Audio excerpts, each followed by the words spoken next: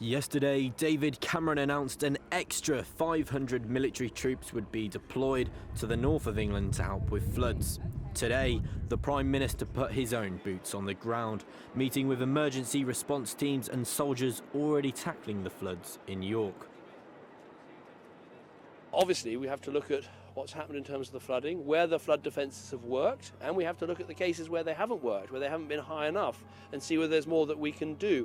I mean, here in Yorkshire, for instance, we've spent £100 million on flood defences since I became Prime Minister.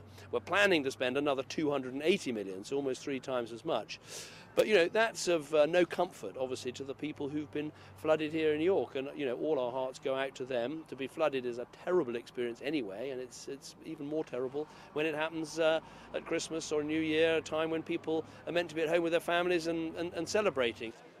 Here in York, volunteers work alongside soldiers, filling sandbags in hope that they can divert the worst of the floods away from their homes.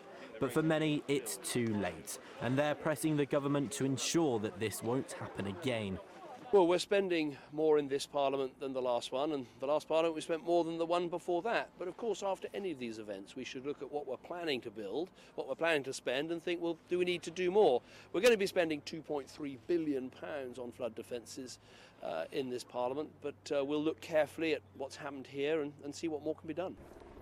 With towns and cities still submerged in water, it's clear that the government still has a lot to do to protect Britain's homes from further flooding.